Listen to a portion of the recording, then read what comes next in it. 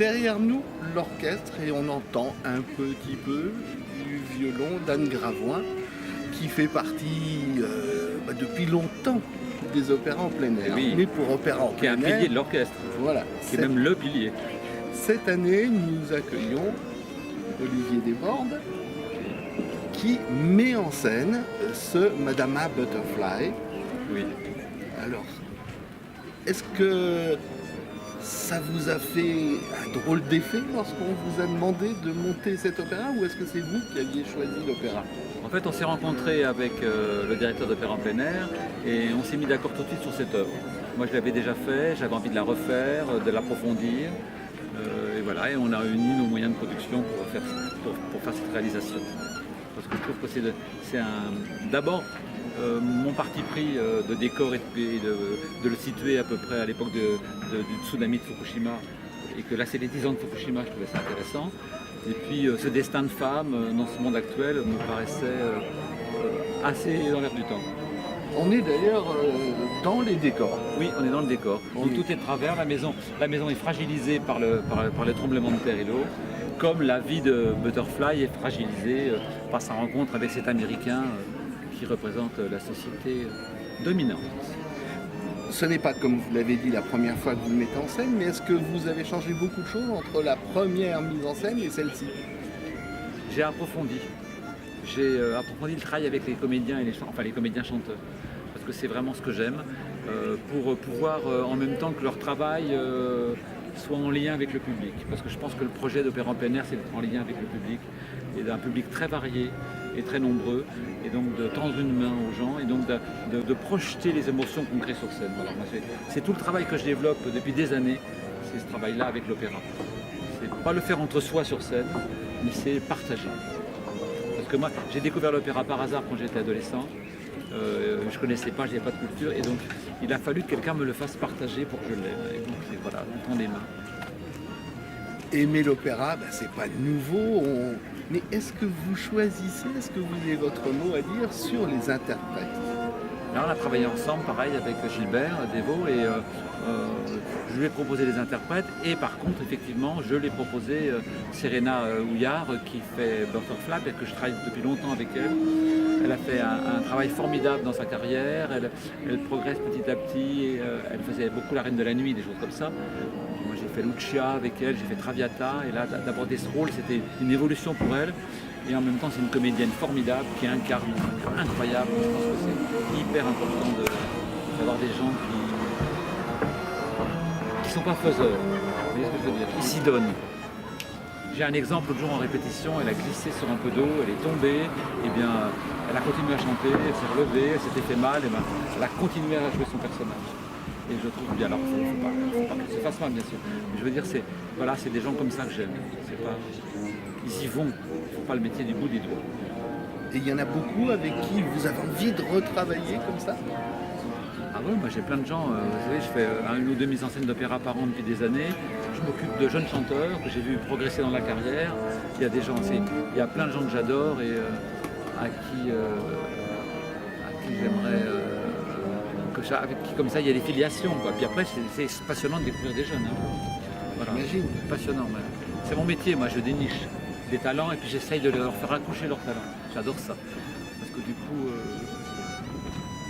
après montrer ça comme des fleurs qui s'épanouissent devant le public, je trouve que c'est un vrai plaisir. Mais les fleurs qui s'épanouissent, il y en a dans public, Butterfly. Dans Butterfly, il y a des fleurs. Oui.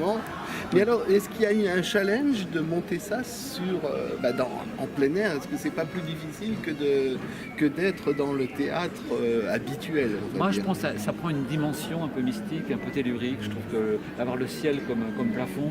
Je suis habitué, moi, dans mon festival à Saint-Céré, d'avoir aussi du plein air comme ça, d'avoir le ciel comme plafond. J'adore. Voilà. J'adore ça. Là, c'est grand, donc on est sonorisé, parce que sinon les gens n'entendraient pas bien, parce qu'il n'y a pas d'acoustique pour 3000 personnes, c'est pas possible. Mais du coup, c'est bien fait en plus, avec beaucoup de respect, donc moi j'adore. Et puis l'été, c'est la fête. Oui. Voilà. Et puis aujourd'hui, comme par hasard, c'est le premier jour où on peut jouer jusqu'à 11h du soir, donc c'est une double fête. C'est double fête. C'est plus double peine, c'est double fête. Double fête avec public qui arrive petit à petit, puisqu'on n'est pas On est à une petite heure du oui, bien début. Et alors, vous avez parlé d'un festival que vous dirigez, alors on va en parler un petit peu quand même. Oui, c'est le festival de Saint-Céré dont je dirige, que je ne vais plus le diriger, ou je dirige plus déjà, mais donc il y a encore deux productions de moi avec la compagnie Opéra Éclaté qui s'est séparée, voilà, que je quitte. Pas de gaieté de cœur et un peu forcé, après 40 ans de bons et loyaux services pour cette ville. Mais bien, c'est comme ça. Les élus rêvent de table de rue. Voilà. On est à la campagne, vous savez. Et puis, voilà. Mais bien, moi je rêvais d'amener l'opéra, justement, qui est un art extrêmement pointu, à des gens absolument improbables. C'est-à-dire en pleine campagne. J'ai réussi à le faire, mais il y a des gens qui ne voient pas l'intérêt. Voilà. Donc après, voilà, donc j'ai fini mon œuvre et puis je vais continuer ailleurs. Voilà, et je suis ravi de travailler, par exemple, de créer ce lien avec Opéra en plein air, d'avoir des perspectives ailleurs, de voir de l'horizon, de sortir un peu, voilà. Finalement, entre mon château de Castelnau et la cour des Invalides, on va retrouver Napoléon. J'aime bien. Dernière question, je suis producteur. Je vous propose de mettre en scène ce que vous avez envie de mettre en scène. Opéra, ballet, comédie musicale, on va rester quand même dans les choses avec un peu de musique. Vous choisiriez quoi et quel titre? Ah bah c'est compliqué. Je vais vous donner des types célèbres. Oui. Il y a un truc que j'ai fait mais que j'ai pas eu le droit de continuer à cause des droits, c'est Cabaret, la comédie musicale Cabaret. J'ai fait un magnifique spectacle avec une équipe super. Il y a Nicole Croisille, il y avait des gens comme ça qui mélangeaient avec... Est-ce que c'était la version qu'on a vue avec au China Folies Moss. Bergère Non, justement, non. C'était... J'ai fait une très belle version. Voilà, c'est des œuvres que j'aime. J'ai tellement fait de choses. J'ai tellement fait de nombreuses fois Traviata. Moi, j'adore Traviata, j'ai une passion. Après, je l'ai fait trop long. Voilà. Avec Bourdieu, justement, avec Serenade, là, j'ai fait Traviata, c'était extraordinaire. J'aime tout. Après, je connais des œuvres très pointues, mais qui ne sont pas du tout grand public. Alors, j'ai du mal à les monter. Mais... Il y a quelques années, il y a un opéra américain sur le brave soldat Schweik, par exemple. C'est une très belle histoire. Et ben, j'ai monté ça, c'est magnifique. On pleure à la fin. Le public était tétanisé d'émotion et tout, mais bien sympa. Le truc dans l'opéra, c'est que l'imaginaire des directeurs, il est un peu limité. Voilà, et qu'il faut apprendre. Moi, quand j'étais directeur de l'Opéra de Dijon pendant 6 ans, j'ai fait tous ces opéras particuliers en les mélangeant avec des grands tubes pour essayer d'amener le public à avoir des curiosités, à essayer de trouver des choses qu'ils ne connaissent pas. Je pense qu'amener les gens à avoir confiance en une équipe artistique pour venir voir des choses qu'ils ne connaissent pas, c'est très bien la vie. Heureusement que la vie nous réserve des surprises, je trouve. Ben voilà, la bonne surprise, c'est ce soir le soleil. Oui. Le public et voilà. Le retour à la scène pour, ah oui. Eh oui. Pour vous, pour nous, pour tout le monde. Oh ouais, ça fait du bien quand même. Parce que le spectacle, moi je trouve que c'est essentiel à la vie. Je suis élu, alors je sais ce que c'est que les élus qui pensent que c'est pas vrai. Je pense qu'il faut avoir du travail, il faut peut-être faut pas manger, il faut pas vivre pour manger, ni manger pour vivre d'ailleurs. Il faut, mais là, partager à plusieurs comme ça des émotions, c'est aussi un moment de la vie extraordinaire. Et je pense que ce qui fait le propre de l'homme, c'est les moments extraordinaires de grâce.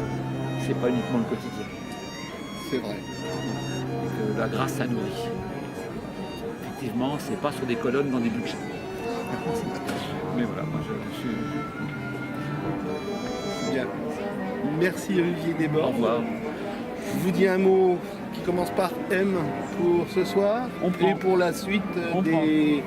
Il y a encore une dizaine de représentations et on risque de se revoir aux Invalides avec plaisir. En septembre. Avec plaisir.